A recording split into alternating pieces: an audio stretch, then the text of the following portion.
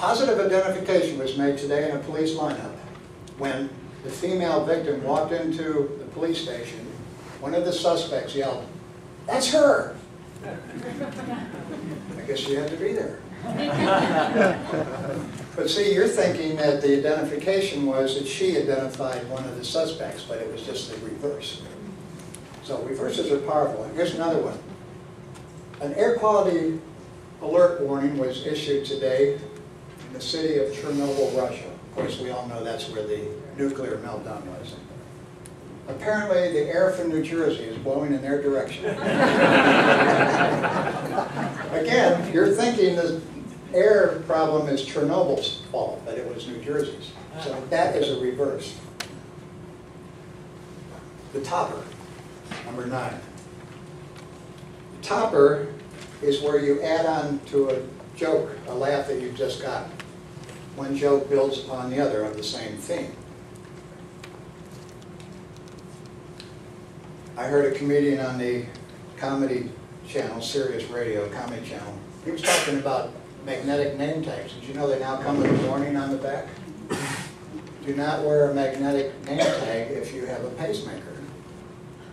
And the comedian pointed out the irony. They said, wouldn't that be something if you got killed by your own name tag? And then he had a topper. He said, but at least the paramedics would know your name.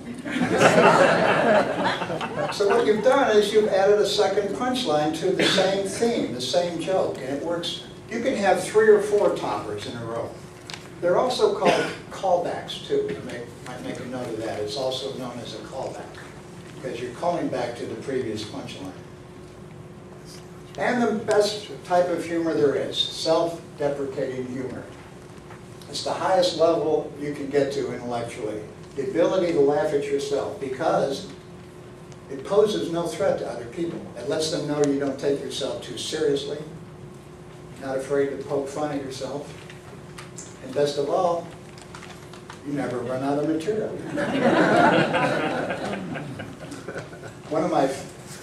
When you use self-deprecating humor, by the way, it diffuses tensions. I remember a situation when I was married. I was watching, I think, the second football game in a row on a Sunday. Glued to that television. My wife walks into the living room. She sees me watching football again. And she says, Carl, I think you love football more than you do me. And I looked at her and I said, yep.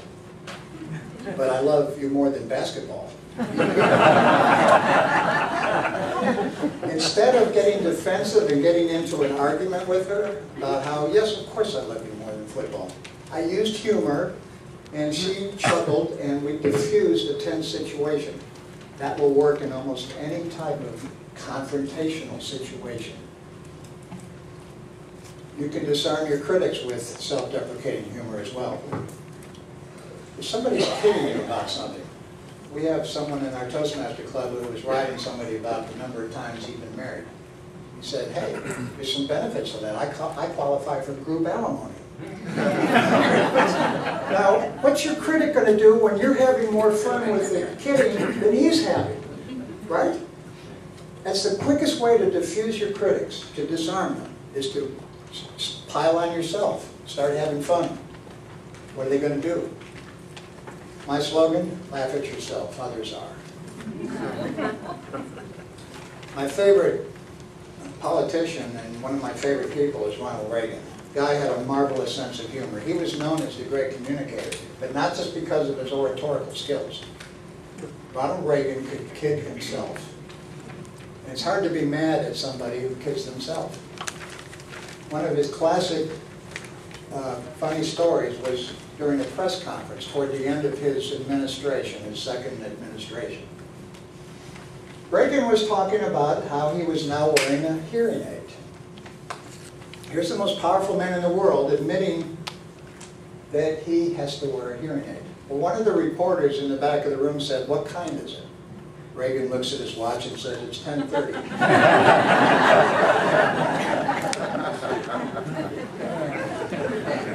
What do these 3 comedians have in common? Pardon? I can't hear you. They all like women. There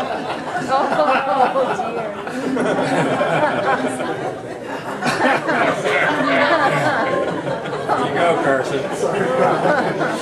Yes, and what else? You better write that one down, Carl. Where's my pen when I need it? That's a lot better than the one I had. What these three comedians have in common is that on any given night, during their monologue, they will bomb, right? They will tell something and not get the requisite laugh that they wanted. Well, when I talk about bomb-proof humor, people look at me with skeptical looks. They say, Carl, if these highly paid comedians bomb every night, how do you expect us lesser mortals to use fail-safe humor? The answer is, the difference is in the expectations. When you have one of these comedians stand up and start their monologue, you're expecting one funny line after another, aren't you? You know they're coming, and when they fall short, it's glaringly obvious. Whereas the inspirational or motivational speaker who uses humor selectively and in a bomb-proof format, as we'll talk about, there are no expectations. There's no pressure. So that's why bomb-proof humor is possible. The strategy is, it's a speech organization strategy in which funny stories are so skillfully woven into the material that they support the major premise of the points, whether they get laughs or not. That is the whole essence of it. It's in your handout, already written out for you. In other words, if the audience doesn't know you're trying to be funny, how can you bomb? Doesn't that make sense? The audience doesn't know you're trying to be funny, how do you bomb? The challenge, of course, is to create an element of surprise, to camouflage your humor. Of course, some of you have been doing way too good a job at that. We're going to have you do it in a different way from now on. All right, there's 5 fundamentals of this strategy. First one is, don't announce your humor. This may seem intuitive, but how many times have you heard somebody say, that reminds me of a funny story? Yes. Or, on the way to the meeting tonight, a funny thing happened to me. Well, do you remember the circus clown when you were a kid and you went to the circus, you were sitting maybe at the first or second row, the clown picks up a bucket of water, races up to the audience, and pretends to throw the water into the audience, right? Except that it was what? Confetti. Confetti, right? But the audience went screaming and laughing, and the reaction was terrific. Now, think about this. What if the clown had said, okay, all you people over here in the cheap seats, I'm going to pretend to throw water on you, but it's really confetti. But I want you to act surprised. You've lost it. So you don't want to announce that you're going to tell a joke. Because when you do that, you lose the element of surprise. The tension is focused on the joke. You challenge the audience and thinking, yeah, we'll see if this is a funny joke. You let us decide that. And it increases the pressure on you to be funny. It really sets you up to bomb when you announce that you're about to tell a funny story. Again, referring back to the testimonial letter, I didn't say that this was going to be a funny letter, did I? I just took it out and read it. Element of surprise. Remember, don't apologize in advance. Have you ever heard somebody say, I don't know if you folks are going to think this is very funny, but I'm going to bore you with it anyway. Don't apologize, just do it. Quick disclaimer, these rules of bomb-proof humor are not absolute.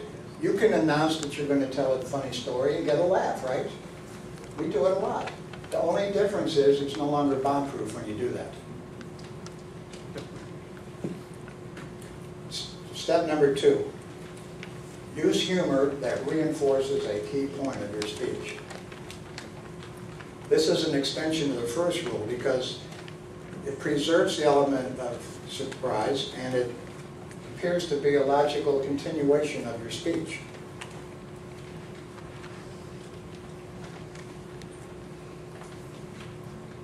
You see, when humor makes